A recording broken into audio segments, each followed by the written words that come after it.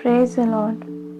ఈరోజు దేవుని ఆజ్ఞ రోమిలకు రాసిన పత్రిక 12వ అధ్యాయం 2వ వచనం. మీరు ఈ లోక మర్యాదను అనుసరించక ఉత్తమమును అనుకూలమును సంపూర్ణమై ఉన్న దేవుని చిత్తమేదో పరీక్షించి తెలుసుకున్నట్లు మీ మనస్సు మారి నూతన మగుట వలన రూపాంతరము పొందుడి. ఆమెన్. హల్లెలూయా. నా ప్రియ సహోదరి సహోదరా, దేవుడు చెప్పిన ఈ ఆజ్ఞలో ఈ లోక మర్యాదను అంటే ఈ లోక పద్ధతులను మనం ఫాలో చేయకూడదు. ఈ లోకస్తులు ఆలోచించినట్టు ఆలోచించకూడదు, అలాగూ నడవకూడదు. ఈ మాట దేవుడు తన బిడ్డలను ఉద్దేశించి చెప్పాడు. దేవుడు మనలో ఉంటే, అంటే మన హృదయంలో ఉంటే, ఏ సమస్య వచ్చినా దేవుని వైపు చూస్తాం. కానీ లోకస్తులు అంటే యేసు ప్రభుని అంగీకరించని వాళ్ళు సమస్య ఎదురైతే లోకంలో తిరుగుతూ ఉంటారు. యేసయ్య మన హృదయంలో ఉండాలంటే మన హృదయం పరిశుద్ధంగా ఉండాలి. యేసు రక్తంలో ప్రతి హృదయం కడగబడాలి. ఇది ఎలా సాధ్యం?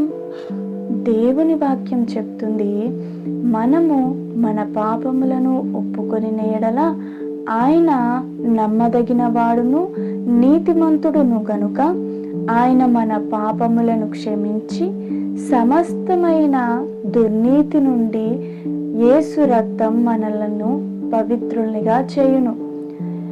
అలాంటి హృదయంలో యేసయ్య నివసిస్తాడు. నా ప్రియ సహోదరి సహోదరా, మనము పాపములను ఒప్పుకోవడానికి కూడా దేవుని కృప కావాలి.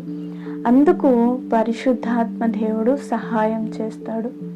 ప్రకటనల గ్రంథంలో 3వ అధ్యాయం 20వ వచనంలో ఇలాగూ వ్రాయబడి ఉంది, ఇదిగో నేను తలుపు నొద్ద నిలుచుండి తట్టుచున్నాను. ఎవడైనను నా స్వరము విని తలుపులు తీసిన ఎడల నేను అతని యొద్దకు వచ్చి అతనితో నేను నాతో కూడా అతడును భోజనము అనగా సహవాసము చేయుదుము అని రాయబడి ఉంది. ఆమేన్. హల్లెలూయా.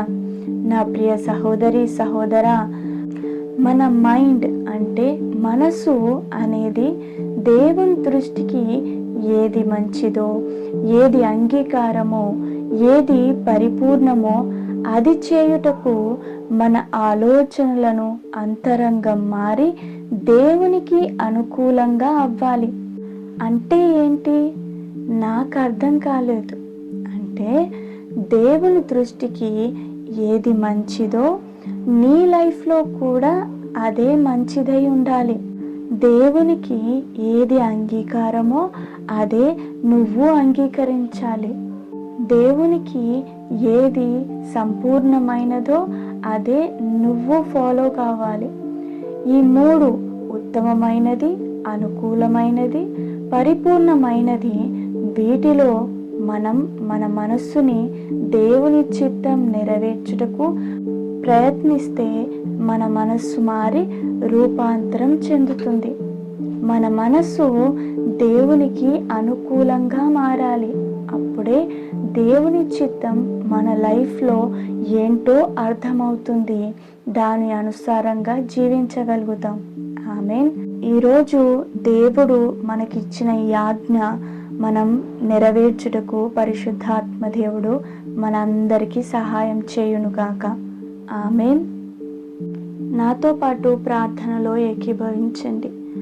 పరిశుద్ధుడైన మా తండ్రి, పరలోకమందున మా దేవా, మా హృదయంలో నివసించే యేసయ్య, నీకు వందనాలు, కృతజ్ఞతాస్తుతులు. అయ్యా, ఈరోజు నువ్వు మాకు నేర్పించిన నీ ఆజ్ఞను బట్టి వందనాలు. యేసయ్య, ఈ లోక పద్ధతులను మేము అనుసరించకుండా, లోకస్తులు జీవించినట్లుగా మేము జీవించకుండా, లోక ఆశల వైపు మేము పరిగెత్తకుండా తండ్రి నీ సహాయం మాకు దయచేయండి. మా మనస్సు మారుటకు నా తండ్రి నీ దృష్టికి ఏది అనుకూలమైనదో, ఉత్తమమైనదో, సంపూర్ణమైనదో అదే మేము నెరవేర్చుటకు సహాయం దయచేయండి. మా మనస్సు మారి నూతనమవుటకు సహాయం దయచేయండి అయ్యా. నువ్వు ఇచ్చిన ఈ ఆజ్ఞ మా జీవితాలలో ప్రతి ఒక్కరిలో నెరవేర్చబడును గాక. నజరేయుడైన యేసుక్రీస్తు నామములో ప్రార్థిస్తున్నాము తండ్రి, ఆమేన్.